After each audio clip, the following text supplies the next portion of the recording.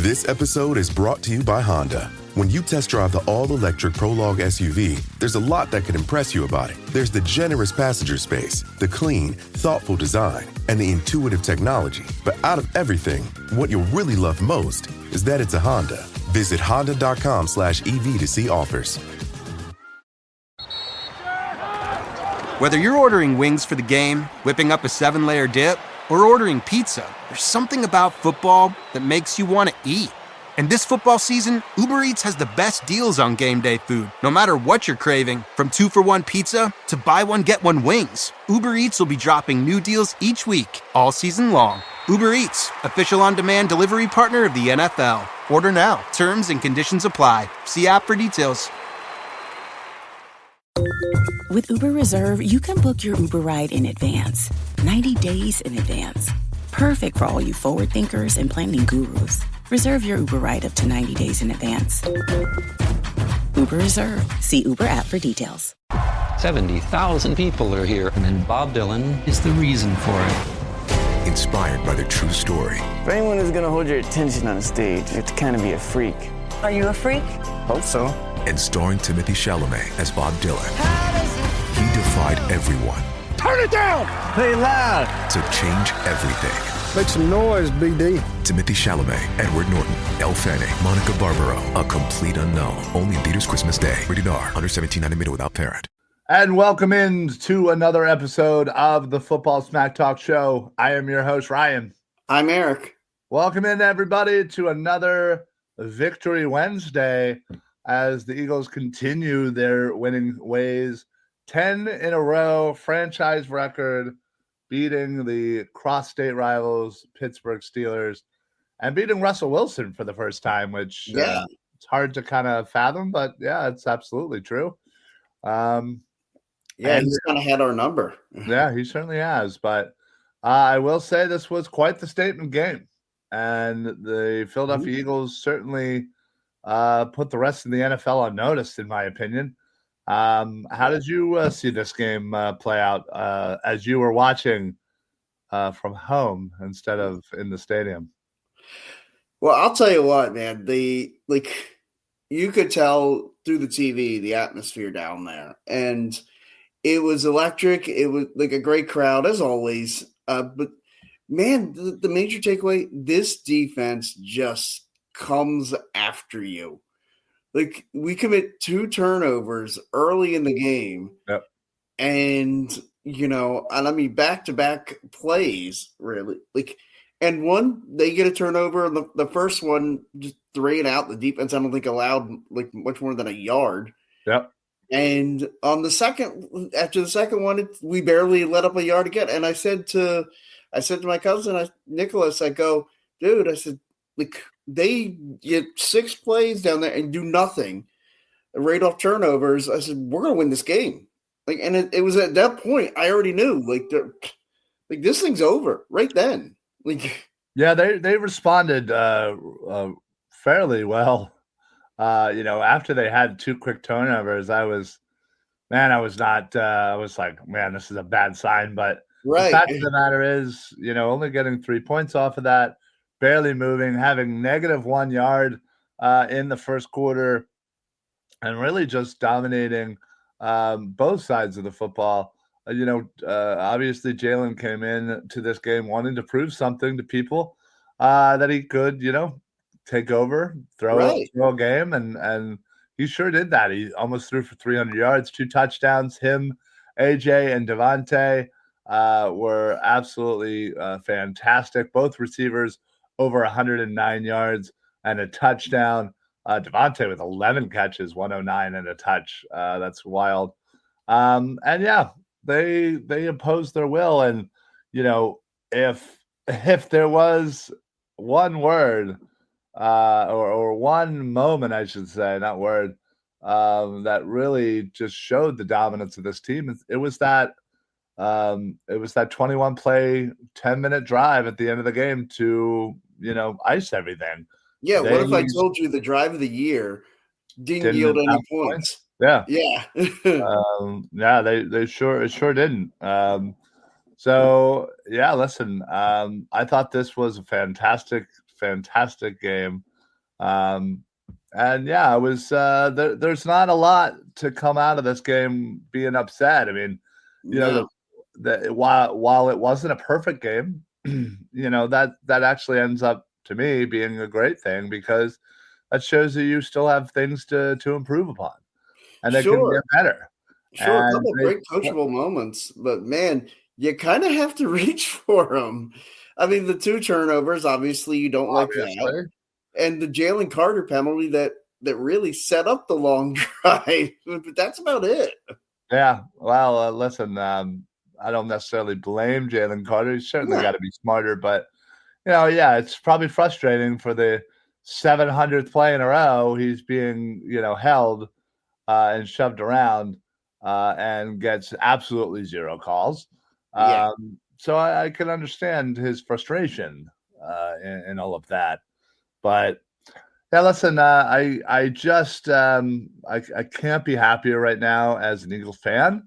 Heading into the last 3 games of the year, we're playing our division once more, and things are looking rather good. We need a little help if we're going to be able to get that number 1 seed, but I think it's very attainable. What was I will say, Eric, from the Pittsburgh game, what's either one take or maybe one player or something you want to highlight from that game, that stood out to you? Well, there's a couple of things that immediately jump to mind, but for the sake of time, I'll just go with one. Well, and I only asked follow instructions. Way to go. I said, Eric, what's one thing? You're like, well, I can say a lot of things, and I don't know how I'm going to narrow it down to one. But no, I will say one thing: the gang tackling on this team. Like every time they would slow up somebody, and in the past when it's like you knew they were going to miss a tackle, and you knew that first guy wasn't going to bring him down, and he was going to break through and get 10 yards. But man, this team, it's like they slow, even if they don't bring him down, they slow him down enough to where somebody else is going to get there and make a tackle. And at times where normally I would have gotten worried, like, oh no, he's going to break free and get some yards. I just wasn't. I wasn't concerned at all. Yeah, that's a good point. Tackling certainly has been a point of emphasis for this team, especially since the bye. Players like C.J. Gardner-Johnson, Darius Slay have all seen their tackling improved since the bye week, and overall as a team, they certainly have improved that throughout the board. And yeah, it's really great to see, and I think that's part of the reason why this defense is playing at such a high level and why it's one of the better defenses in the league this year. And statistically, they're number 1, right? Yeah, I mean, I guess depending on what statistics, you go by. Yeah, right. But yeah, they're right there. The one that says we're number 1. Oh, well, there you go. Then I guess we're number 1. Yeah, whichever one says we're number 1, that's the one I go with. There you go. Yeah, so we're still in the fight for the number 1 seed. Obviously, Minnesota and the Detroit Lions still also stand at 12-2, but they play each other at the end of the year, so that should eliminate one of them. But unfortunately, both teams have the bye currently over us. Right. So, the way I see it, Minnesota plays Green Bay next week. Minnesota loses to Green Bay, then beats Detroit. We win out and we get home field. That's the way I see it too. Yeah. So as much as, I think it's going to be funny because I think that last game of the year, that Giants game, may end up being for nothing. We may. Just a big party out in the lot the whole day? Yeah, I mean, we may be already locked into the number 2 spot, and say Minnesota and, Detroit meet that last game of the year with only 2 losses each. It's really not going to matter because, again, the winner of that will get the 1 seed, which is wild to think about 2 divisional teams fighting not only for the division but for the 1 seed. So the winner is going to get a 1 seed. The loser is going to get a 5 seed. Now, it will be wild. So they both have just 2 losses. If they tie, and then 15-2 is better than 14-2-1. That I guess theoretically would be our best case scenario. Yeah. Could they both meet? Can you imagine that? Jesus. That'd be hilarious. I wonder who. I don't know who would get tiebreaker in that. Well, Detroit beat would. them in the so Detroit they would be beat them. 1-1, so they would win the division in that spot. So all they have to do is just not lose. Right. You gotta. It'd be wild, but I mean, Dan Campbell's such a gambler. You know what he would do. But like, if they had the ball in overtime, and it's like they've got like a minute left, we would be screw it. We're just gonna take the division. I'm not gonna try and risk it to go for the home field. But he would. He would. Like, but again, Eagles fans would be all over that game. Oh yeah. Just go play for the time. Yes. Kneel it out. Come on, damn it. Oh man. Well, either way, the Philadelphia Eagles have certainly exceeded our expectations. Yes. Eric, especially early on. If you told me even leaving the Cleveland game, if you had told me, hey, so we're gonna not lose again, like at all. Yeah. We're going to win off 10 in a row. Like, I'd have been like, okay, what are you smoking and do you have any more? Yeah, well, considering that we had 11 or 12 wins in our preseason, game-by-game predictions, we're already there. And you already met it. Yep. I already met it. So, I think this has to look as a successful season with room to grow. And, again, playoffs are certainly going to tell us everything. And, sure. Hopefully they can make a deep run and build on something that, let's be honest, I don't think many fans thought that this was a possibility for this. Not in September, no. Yeah. So, but as we turn the page, we get ready for the Washington Commies once again. Commanders kind of went on a little losing streak after we beat them. It seems like they may have righted their ship just in time to play us again. Sure. But Eric, I was going to say, is there one concern? And again, I stress the number one for you to follow the instruction. If you had to have one going into this game against the Commanders. Well, I'd say, look, Washington has a really good running game, and that's still concerning. Like, we're a great defense against the run and the pass, honestly. But Washington, like, they can run the ball, and I think they're going to stick with it, much like the Eagles. They'll stick with that run even if it's not working in the first half. So, I mean, but the answer to that is just build up a big lead, and then they can't run the ball on you in the second half. But yeah, that would be my concern. If you had to ask me to pick one, that would be it. The Washington run game. Okay. Listen, what is the health of Eckler? Is he still? I think he's still out, but Robinson's there, and he's Robinson and obviously Jaden Daniels. Right. I didn't know if he was planning on coming back at any point soon, but listen, the other thing I think is our health, especially our offensive line health. Yes. We had a kind of makeshift line there, Dickerson going down, and it all appears that Dickerson is looking fine. Right. So hopefully that won't be any issue to worry about. Because obviously the offensive line has been playing great, but it's a big difference between when Tyler Steen has to come in off the bench or when he knows he's going to be starting. Sure. He's a different player, and rightfully so. I think when you have time to prepare physically and mentally for something, rather than just hey, by the way, you're the guy now. There's definitely a different mindset, and sure. And I think a lot of guys thrive on the being prepared, knowing week to week what their role is going to be. And I think Tyler Steen's one of them. It's funny because I would tell you that like somebody like a Nick Foles, I think is quite the opposite. He thrives in that, hey, just throw him out of bed and say, hey, go win a football game today. Well, yeah, there are certainly players that are like but that. Yeah, no, I agree though. I feel like offensive line though, it's a different animal.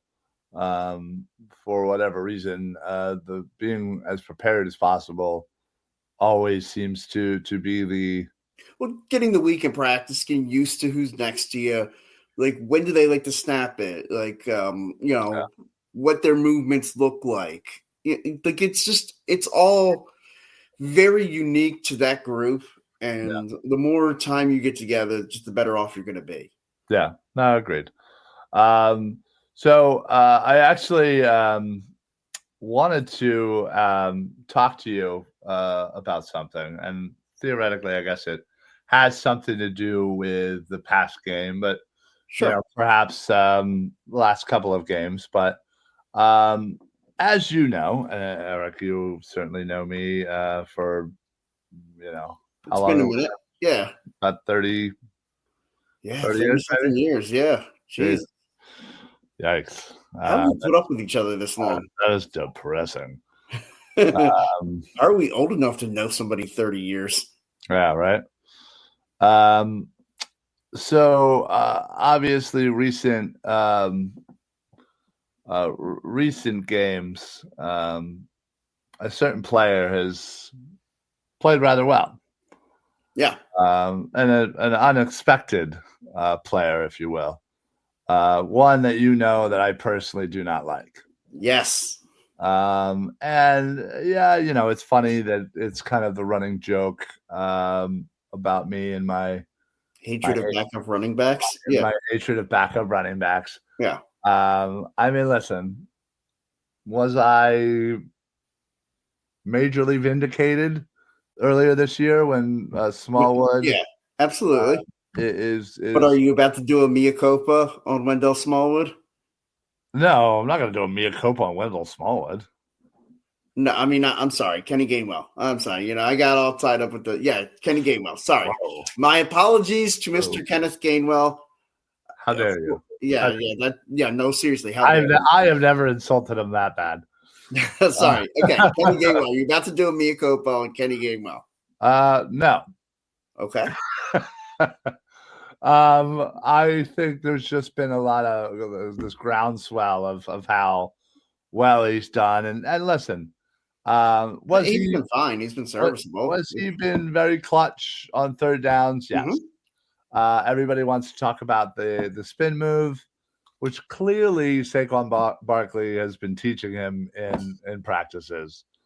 So you'd say this is just a further emphasis on Saquon Barkley's the MVP?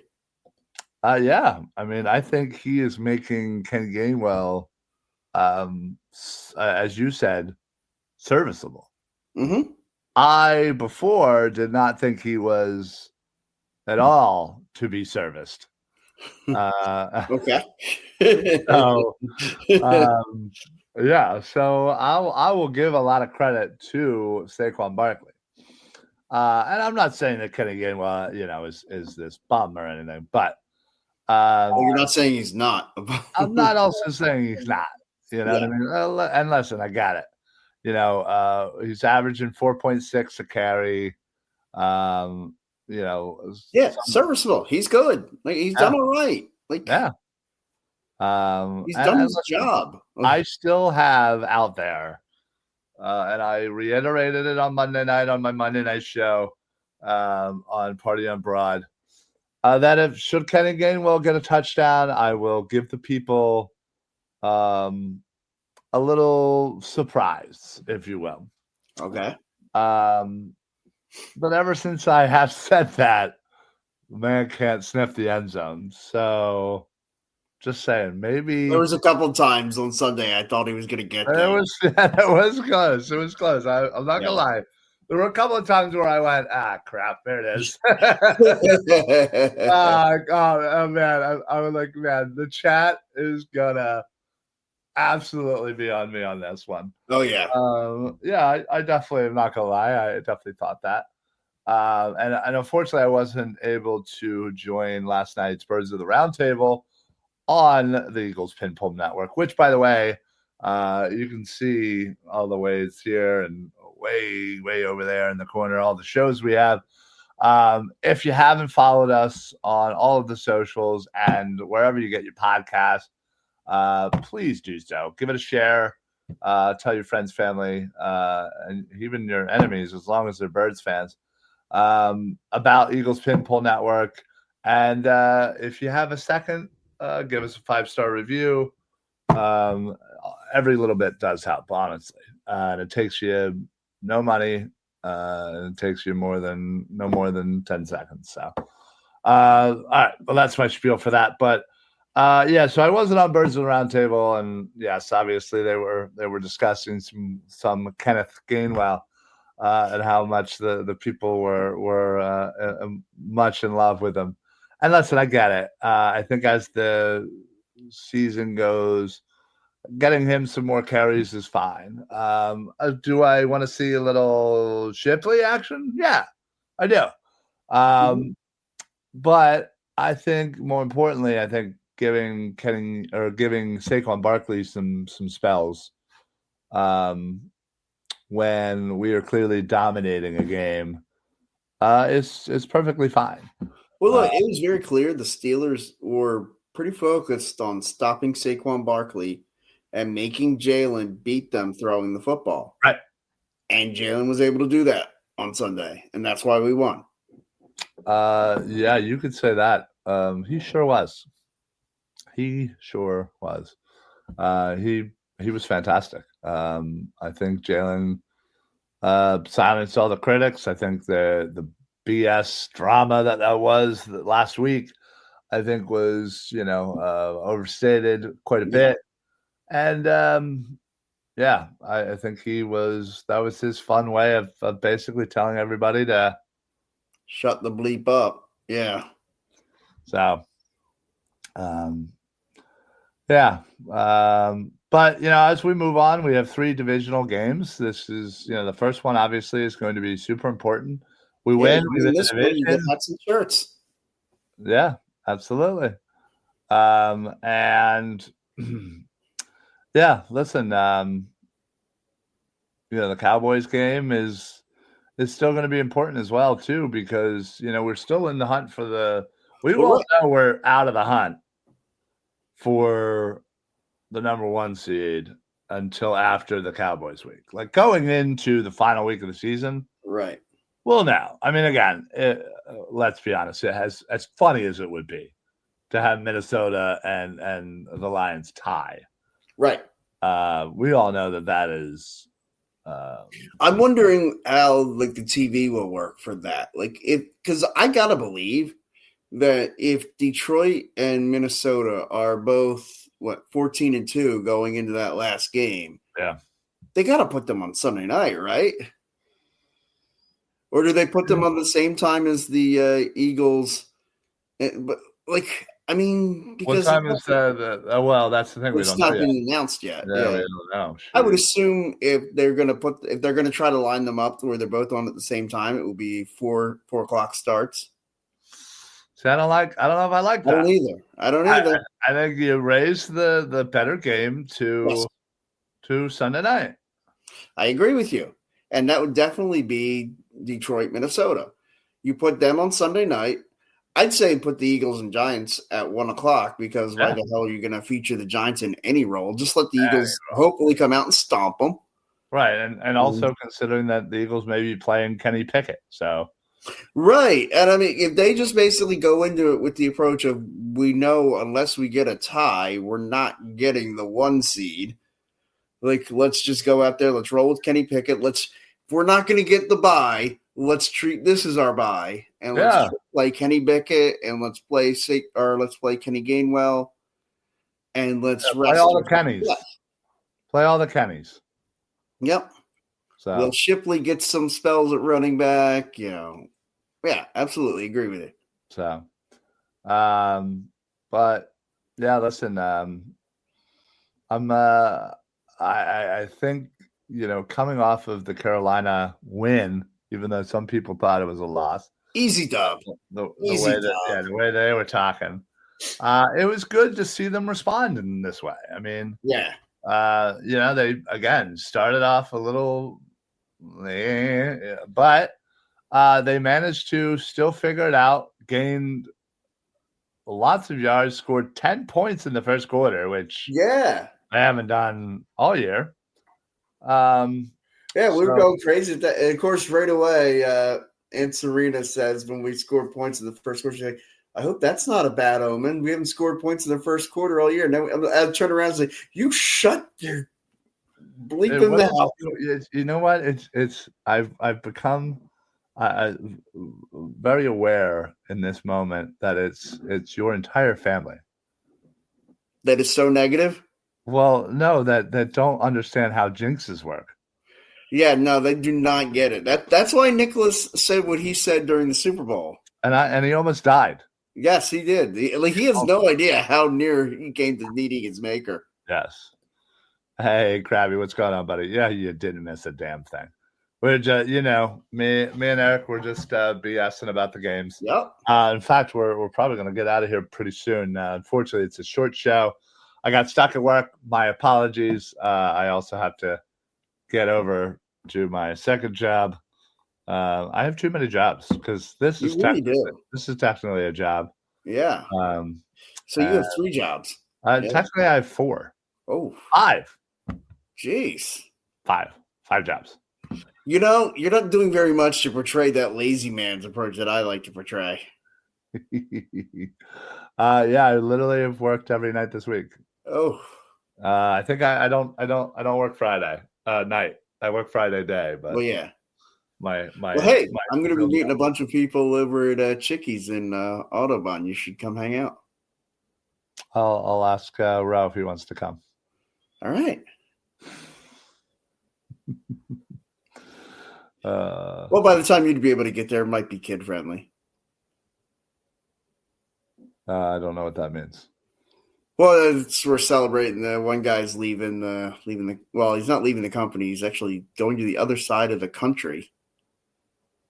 California? Washington State. Yeah, still counts. Yeah, absolutely. So if you're going to the other side of the country, at least go to the cool part, like Southern California or something. San Diego? Awesome. Yeah. Not cold and rainy. Was he going to, like, Portland? Outside of Seattle. Ugh, yeah. Yeah, right. Well. All right. So before we get out of here, why don't you give me your predictions for player of the game and the score of the game? Okay. You know what? I'll avoid the 2 easy answers. You can do whatever you want, buddy.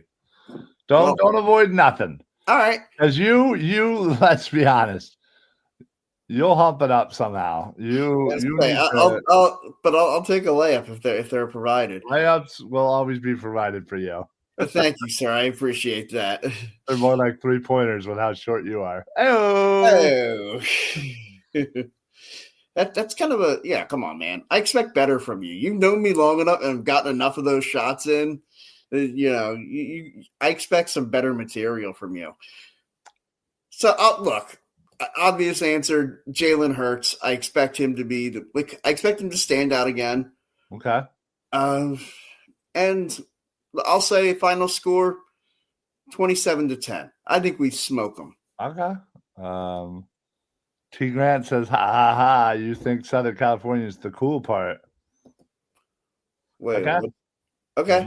What is the cool part? I don't Seattle know. I have heard Seattle's beautiful when it's not raining. Well, yeah. And I have been to Oakland. Not a lot of it. And Anaheim, which is Southern California. But that's about it. So I've been to LA. I'm limited, T. Grant. My apologies. I've been to some parts of California. You've been to some parts of California, but they were more like San Fran area, right? Well, no, the first time, yeah, but the last time I was in Southern California. Oh, okay. Yeah. Yeah, the first time. Ugh. That first time was rough. Yeah. The car didn't make it back on the first trip back. Sure didn't. But anyway, folks, we're gonna go ahead and get on out of here. I will say before we get out of here, I'm going to go with 31-21. I think the Redskins find a way to score again another late touchdown. Yeah. But I'll go with Saquon. I think we go right back to Saquon and all of that. SoCal is okay. I'm at the bottom of the Central Coast, so quasi SoCal, Central Coast. Okay. Well, I'm sure it's awesome, man. I'm thinking 2-score lead to end the game, maybe more. Love it. Yeah, listen, they're rolling right now, so anything is possible. And yeah, I don't necessarily think the Commanders are in the same realm as us, honestly. So no, I don't either. And it's funny because as things are kind of shaping up, if we get that 2 seed, there's a good chance that the 7 seed could be Washington. Could be. So we will monitor that. But we're gonna pop out of here now. Thank you, everybody, for commenting, for viewing, for liking, following, sharing. Again, apologize for the short show, but next week, I guess we won't be doing it. Next week's Christmas Day. Christmas today. Yeah. I don't know. Maybe we'll figure something out. Maybe a Tuesday edition, a Thursday edition. I don't know. Yeah, maybe we could pull a Thursday because Tuesday Christmas Eve is big. Yeah. Stay tuned to your regularly scheduled Eagles Pinpole Network shows, and we'll let you know how we're going to handle next week because we haven't had that discussion. So, all right, folks, that is it. Eric, you got anything to add before we get on out of here? Nah. All right. So for the Football Smack Talk Show, I am Ryan. I'm Eric. Happy football, everybody. Go Birds. Go Bears. This episode is brought to you by AWS. Amazon Q Business is the new generative AI assistant from AWS. Many tasks can make business slow, like wading through mud. Help! Luckily, there's a faster, easier, less messy choice. Amazon Q can securely understand your business data to help you streamline tasks, like summarizing quarterly results or doing complex analyses in no time. Q got this. Learn what Amazon Q Business can do for you at aws.com/learn more. Hey, it's Austin James. Yes, I'm living with diabetes, but it doesn't have to define me. Thanks to the Freestyle Libre 3 Plus sensor, I get real-time glucose readings throughout the day. The Freestyle Libre 3 Plus sensor is small and easy to wear, giving me the freedom to focus on my life as a parent and a musician. Now this is progress. You can get a free sensor at freestylelibre.us. Offer available for people who qualify. Visit myfreestyle.us to see all terms and conditions. Certain exclusions apply. Data on file. Abbott Diabetes Care. For prescription only. Safety info found at freestylelibre.us. This episode is brought to you by LifeLock. The holidays mean more travel, more shopping, more time online, and more personal info in places that could expose you to identity theft. That's why LifeLock monitors millions of data points every second. If your identity is stolen, their US-based restoration specialist will fix it, guaranteed or your money back. Get more holiday fun and less holiday worry with LifeLock. Save up to 40% your first year. Visit LifeLock.com/podcast. Terms apply. How about listening to the sounds of Istanbul?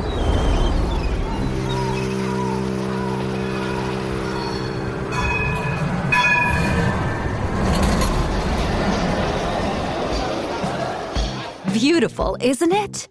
But you can't discover the coolest city in the world just by listening.